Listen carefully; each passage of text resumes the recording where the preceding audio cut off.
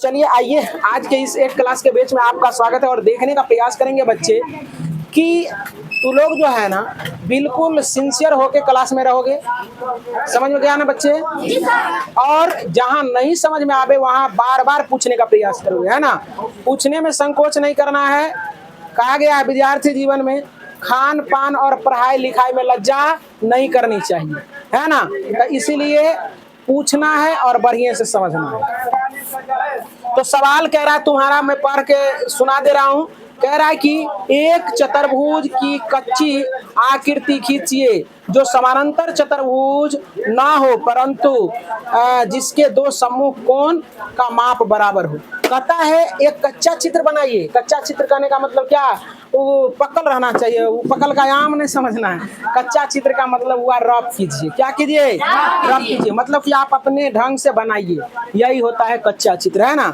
और इसको बनाइए और वो ऐसा बनना चाहिए जो कि वो समानांतर चतुर्भुज ना हो और सम्मुख कोण दो क्या होना चाहिए? बराबर होना चाहिए। सवाल पहले समझा कि नहीं समझा? सवाल समझ में आ गया? तो चलिए हम करने का करते हैं प्रयास और देखोगे। लाओ वहां से इंची दो और आराम से तू लोग बना लोगे, है ना? कच्चा चित्र। देखो तू लोग बच्चा इसलिए दिया कच्चा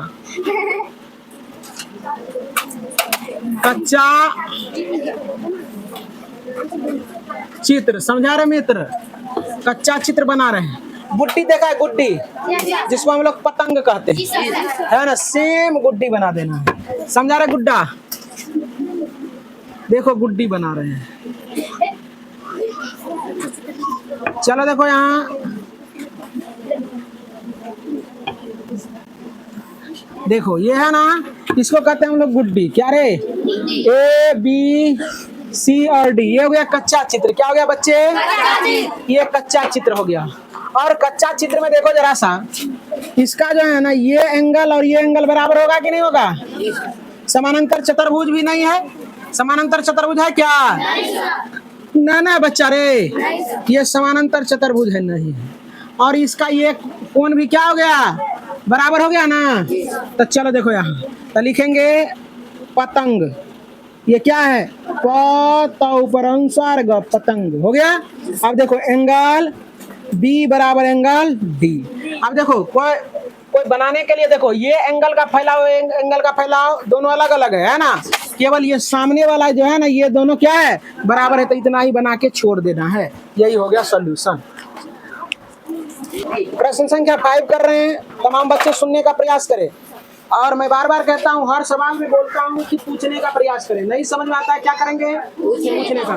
तब तू तेज बनोगे। क्या बन जाओगे? तेज। जब तेज बनोगे तब पढ़ने में तुमको मजा आएगा, है ना? और जब तुम नहीं पूछोगे तो नहीं समझेगा तो नहीं पढ़ने में मन लगेगा, है ना? तो इसलिए पूछने का प्रयास करें। कहता है किसी समानांतर चतुर्भुज के दो आसन्न कोणों का अनुपात 3:2 है। समानांतर चतुर्भुज के सभी कोणों की माप ज्ञात कीजिए, है ना? तो समानांतर चतुर्भुज में हम लोग जानते हैं कि समानांतर चतुर्भुज का जो है ना कोणों का अनुपात, समांतर चतुर्भुज के कोणों का अनुपात दिया है 2:3 दिया, यही ना दिया बच्चे? 3:2 है। चलो कोई हर्ज की बात नहीं। 3:2 तो इसको कहते हैं अनुपातिक वैल्यू। क्या कहते हैं बच्चे? समझने का प्रयास करो। अनुपात इसको पढ़ते हैं, इसको पढ़ोगे अनुपात। क्या पढ़ोगे? अनुपात। और 2 बिंदा ऐसे करके बगल में दे दे, इसको समानुपात पढ़ते हैं। क्या पढ़ते हैं? सीखता है कि नहीं सीखता तू लोग? कि झूठ बोलते हो? बोलो तो जय श्री राम। पक्का? जय हनुमान। चलो देखो, तो अनुपातिक वैल्यू को सर्टेन वैल्यू मान लेते हैं। तो मान लेंगे, माना कि देखो यहाँ जो है ना कोई एक समानांतर चतुर्भुज बना लेंगे हम लोग। और सुंदर से, अपना मुंह से ज्यादा चिक्कन, कॉपी अच्छा रहेगा, समझ में आएगा खूब अच्छे से, है ना रे? एक समानांतर चतुर्भुज हम लोग बना लेते हैं जो कि दिखने में बड़ा अच्छा लगना चाहिए। बना लिया तो लोग? चलो नहीं बनाया तो देखने का प्रयास करो, बाद में बना लेना। बच्चे यहाँ देखो ए बी सी और डी मान लेते हैं। माना आसन कोण का अनुपात दिया है तो ये कोण मान लेते हैं और ये कोण मान लेते हैं। माना ए बराबर 3x बी बराबर 2x। कोई दिक्कत बच्चा को? ये हो गया 3x, ये हो गया 2x। हम जानते हैं कि आसन कोणों का योग कितना होता है? 180 डिग्री। क्या होता है बच्चे? बोला करो, आसन कोण का योग 180 डिग्री। ये आगे के लिए याद रखोगे? तो जिंदगी भर के लिए याद रखोगे, है कि नहीं? तो चलो, आसन कोण का योग, आसन कोणों का योग बराबर 180। बच्चे समझ में आ रहा है ना? झूठ नहीं बोल रहे हो? जय श्री राम, जय हनुमान। चलो, झूठ बोले कौआ काटे, है ना रे? तो 2x बराबर 100, ये दोनों को जोड़ेगा तो 5x बराबर क्या हो जाएगा? 180। यहाँ देखो बच्चे, x बराबर 180 बटे 5। देखो यहाँ 5 से कटाओ, 5 से कटाओगे, 5 दिया 15, 5 छाके 30, 36 बार में कट गया। x बराबर क्या हो गया? 36। अब यहाँ आने का प्रयास करें बच्चे, यहाँ देखो, यहाँ छोटे बोर्ड पर आने का प्रयास करो। इसीलिए ये अनुपातिक वैल्यू जो था तुम्हारा 3x, इसको अच्छे से निकाल लेंगे। 3 गुना 36 करोगे ना बच्चे, x का मान पुट कर दिए तो 36 का 18 का 8 की 1 3 3 9 1 10, 108 डिग्री हो गया। अब देखो, एंगल B बराबर 2x माने थे ना, तो 2x का वैल्यू यहाँ रख देगा 36। तो 36 गुना क्या हो जाएगा? 72 होगा ना। अब हम जानते हैं कि समानांतर चतुर्भुज के सम्मुख भुजा क्या, सम्मुख कोण क्या होते हैं? तो ये निकल गया तुम्हारा, अच्छा 36 होगा, 37 लिखा गया तो 72 हो गया। तो अब जरा सा देखो, समानांतर चतुर्भुज हम लोग ऐसे बनाए थे बच्चे रे। तो देखो जरा सा, ये समानांतर चतुर्भुज ना है बच्चे, ए पी सी और डी। अब ये एंगल तू लोग निकाल लिया, कितना डिग्री? ए का मान कितना निकला है? 108 है। ये कितना निकला है? तो इसके सामने का भुजा ये भी हो जाएगा 100, इसके सामने का भुजा हो जाएगा, सबको जोड़ेगा तो 360 फुट जाएगा। तो इसीलिए एंगल ए बराबर 108, एंगल बी बराबर कितना? 72, एंगल सी बराबर 108 डिग्री, और एंगल डी बराबर 72 डिग्री। बस यही हो गया आपका उत्तर। 6 नंबर के सवाल बच्चे ये कह रहा है कि समानांतर चतुर्भुज को, कोई भी समानांतर चतुर्भुज जिसके आसन कोण जो है ना बराबर है, और कहता है अगर बराबर है आसन कोण तो सभी कोण का माप याद करे, है ना। दिया है आसन कोण का, लिख देगा दिया है कोलन देगा, आसन कोण बराबर तो मान लेते हैं, माना आसन कोण बराबर x, आसन कोण बराबर x। देखो यहाँ कोई समानांतर चतुर्भुज है, कोई समानांतर चतुर्भुज ये ए बी सी और डी, इसका मान x, तो इसका भी मान लेते हैं x से बराबर है, तो है ना, कोई दिक्कत? अब लिखेगा तू लोग, क्योंकि हम जानते हैं आसन कोण का योगफल क्या होता है, क्योंकि angle A plus angle B बराबर 180 होता है ना बच्चे। तो ये इसका मान x, इसका भी मान क्या है? x बराबर 180 हो जाएगा। तो 2x बराबर 180, तो x बराबर क्या हो जाएगा? 180 बटे 180, तो यहाँ हो जाएगा x बराबर कितना? 90 ना हो जाएगा रे बच्चे। तो अब जरा सा देखो, x का मान कितना गया? 90। x का मान कटा लो, ऐसे करके कटा भी सकते हो। देखो आंसर दिया है, सब कौन हो जाएगा 90। x बराबर ये क्या हो जाएगा?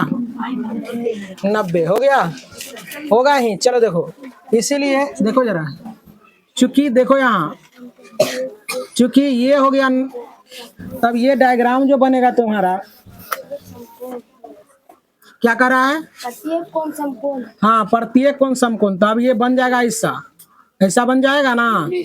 तो ए बी सी डी, ये भी 90, ये भी 90, ये भी 90 और ये भी 90। अब देखो, इसीलिए बच्चे एंगल ए बराबर 90, एंगल बी बराबर 90, एंगल सी बराबर 90, एंगल डी बराबर 90। सभी कोण निकल गए क्या? ठीक है, चलो बच्चे देखने का प्रयास करेंगे। यहाँ सवाल जो दिया गया है, ये डायग्राम दिया गया और इसमें एक्स वाई जेड का मान ज्ञात करनी है। कोई दिक्कत? तो एक्स वाई जेड का मान जब ज्ञात करनी है तुम्हें, तो मान के चलना है। चलो देखो यहाँ समझो, चूंकि ये समानांतर चतुर्भुज है, समानांतर चतुर्भुज है, ये दोनों समानांतर हो जाएगा। लिखेंगे चूंकि चतुर्भुज, चूंकि समानांतर चतुर्भुज है, इसीलिए क्या हो जाएगा बच्चे, ई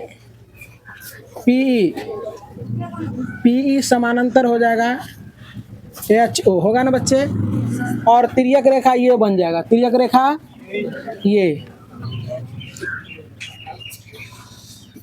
तिर्यक रेखा क्या हो जाएगा, एच पी। तो इसलिए एकांतर कोण बराबर हो जाएगा। अब ये तिर्यक रेखा 40, तो ये क्या हो जाएगा, 40 हो जाएगा। लिखेंगे इसीलिए y बराबर 40 डिग्री एकांतर कोण से, एकांतर कोण लिख देगा बच्चे। ये निकल गया कितना, 40 डिग्री। अब हम लोगों को क्या निकालना है, ये ही निकाल लेते हैं। क्या निकाल लेते हैं, ये रैखिक युग्म से, रैखिक युग्म से। अच्छा दूसरा चीज ये सुनो, ये भी नहीं निकालना है। तो हम लोग जानते हैं कि बहिष्कोण अभिमुख अंतःकोण के योग के बराबर होता है। चूंकि बहिष्कोण अभिमुख अंतःकोणों के योग के बराबर होता है। इसलिए देखो ये दोनों का योगफल इसके बराबर हो जाएगा ना। Angle Z plus angle Y बराबर क्या हो जाएगा, 70। ये बराबर ही दोनों योग के बराबर होता है, ठीक ना। ये इससे जैसे इससे बनल रहेगा ना, देखो समझो ऐसे, तो ये इसको कहते हैं बहिष्कोण। क्या कहते हैं, ये दोनों को जोड़ेगा ना तो इसके बराबर होगा, ठीक। इसीलिए ऐसा कर दिए। अब देखो y का मान दिया है, z का मान यहाँ से निकालेंगे। ये 50 है, 40 है, कितना है 40 बराबर क्या हो जाएगा 70। तो z बराबर 70 माइनस 40, तो z बराबर क्या हो जाएगा 30 डिग्री। एगो मान निकल गया, सॉरी 2 मान निकल गया। कितना, 2 मान निकल गया। अब हम लोग तीसरा में चलते हैं। किसमें, तीसरा में। तो हम जानते हैं रैखिक युग्म यहाँ लगाते हैं। क्या लगाते बच्चे, रैखिक युग्म से, रैखिक युग्म से। तो रैखिक युग्म से तो ये दोनों का योगफल 180 डिग्री हो जाएगा। इसको मान लो कुछ HOP प्लस 70 बराबर 180। तो HOP बराबर 180 माइनस 70, तो HOP बराबर 110 डिग्री हो गया। ये हो गया 110। तो सम्मुख कोण से ये भी हो जाएगा 110 ना हो जाएगा। इसीलिए एंगल ई बराबर 110 डिग्री। तो सब कोण निकल गया, यानी इसी को कहते हैं x बराबर 110 डिग्री। समझ में आ गया बच्चे। तो सभी कोण निकल के हो गया तैयार। चलिए आइए आज के इस सेट क्लास के बेंच में आपका स्वागत है और देखने का प्रयास करेंगे। हमने आपको 3.3 में प्रश्न संख्या 7 तक बढ़िया से पढ़ा दिया है। पढ़ाया ना बच्चे? और देखने का प्रयास करेंगे। यहाँ कोई बच्चे पहले लिखने का प्रयास नहीं करे। जब तुम्हें समझ में आ जाता है, तुम बिल्कुल सीख जाते हो, लग जाए कि हम सीख गए हैं, तब तुम उतारने का प्रयास करो। अगर नहीं समझ में आता है तो बार बार पूछने का प्रयास करो, है ना। पूछने में कोताही नहीं बरतना है। बात समझ में आ गई? तो अब पहले सवाल को मैं रीड कर देता। कहता निम्नलिखित आकृति GUNS और RUNS समानांतर चतुर्भुज है, तो XY का मान ज्ञात करें। XY का मान ज्ञात कीजिए। देखो इसका नाम क्या है बच्चे, इसका नाम क्या लिखा है, U। आर है, आर और यू, एस, एन, एस। देखो यहाँ समझने का प्रयास करो। यहाँ कह रहा है कि एक्स और वाई का मान निकालने के लिए किसका किसका, ध्यान से देखेगा। हम लोग समानांतर चतुर्भुज जो पढ़े हैं, तो समानांतर चतुर्भुज का गुण हमें पता है। समानांतर चतुर्भुज में क्या होते हैं, सम्मुख भुजा आपस में बराबर होते हैं, आपस में और समानांतर होते हैं, है ना। दूसरा हम लोग पढ़े, कहाँ ध्यान है तुम्हारा बच्चे, लाल टी शर्ट। दूसरा है तुम्हारा कि उसका सम्मुख कोण आपस में बराबर होते हैं, है ना। और तीसरा पर है उसका विकर्ण जो है ना एक दूसरे को समद्विभाजित करता है। सीखा कि नहीं सीखा? तो अब यहाँ से तुम लोगों का जो है ना आराम से निकल जाएगा, ये भुजा और ये भुजा बराबर होगा ना बच्चे। तो चलो लिखेंगे, चूंकि लिख देंगे, चूंकि समांतर चतुर्भुज, समांतर चतुर्भुज का सम्मुख कोण, सॉरी सम्मुख भुजा बराबर होता है। कोई दिक्कत? अब देखो बराबर होता है तो ई बराबर ई हो जाएगा ना, तो 3x बराबर क्या हो जाएगा बच्चे, 18। तब देखो तो x बराबर 18/3, 3 का 3, 3 छके, x का मान क्या आ गया, 6। कोई दिक्कत नहीं। अब हम लोग y का मान निकालते हैं, किसका, y का मान निकालते हैं। तो y का मान निकालने के लिए बच्चे यहाँ आ जाएंगे। तो y का मान तो ये भी तो बराबर होगा ना बच्चे, ये इसके बराबर होंगे, होगा ना। तो देखो लिखेंगे यहाँ उसी प्रकार 3y - 1 बराबर 26 हो जाएगा बच्चे। तो 3y बराबर 26, ई चला जाएगा उधर, तो प्लस 1 हो जाएगा। तो यहाँ 3y बराबर 27 हो जाएगा। तो y बराबर 27/3, 3 का 3, 3 9, तो y बराबर क्या हो जाएगा, 9। कोई बच्चा को दिक्कत? तो x का वैल्यू हो गया 6 और y का वैल्यू हो गया 9। एवं प्रकार से ये सवाल हुआ खत्म। आप दूसरे पार्ट में चलते हैं। तो चलिए आइए, ये पार्ट के लिए समझ में आ गया सारे बच्चे को? कोई दिक्कत तो नहीं है? पूछना भी है किसी को? चलो देखो, अगर नहीं समझ में आता है तो पूछना है ना, अगर समझ में आ जाए तो पूछने की जरूरत नहीं है। अब अगले सवाल में चलते हैं। देखो ये इसका कॉन्सेप्ट ये कहता है कि समानांतर चतुर्भुज का विकर्ण जो होता है एक दूसरे को समद्विभाजित करता है। तो ये बराबर हो जाएगा इसके, हो जाएगा ना। तो जरा सा देखो लिखेंगे, समांतर चतुर्भुज का विकर्ण एक दूसरे को समद्विभाजित करता है। कोई दिक्कत? तो जरा सा देखो, ये इसके बराबर हो जाएगा ना। तो देखो y + 7 बराबर 20 हो जाएगा, ये इसके बराबर हो जाएगा। तो यहाँ से समीकरण के रूल से 20 - 7 हम लोग मान निकालेंगे y का, तो ये कितना हो जाएगा, 13 हो गया। अब देखो फिर, अब ये इसके बराबर हो जाएगा। तो लिखेंगे x + y बराबर क्या हो जाएगा बच्चे, ये बराबर ये होगा, है ना। तो 16। अब देखो y का मान कितना निकला है, 13। तो यहाँ 13 रख देंगे, x + 13 बराबर 16। तो x बराबर 16 - 13, तो x बराबर क्या हो जाएगा, 3। समझ में आया कि नहीं आया? तो x का और y का भी मान निकल गया। बहुत ही आसान था ना। चलो पॉइंट भी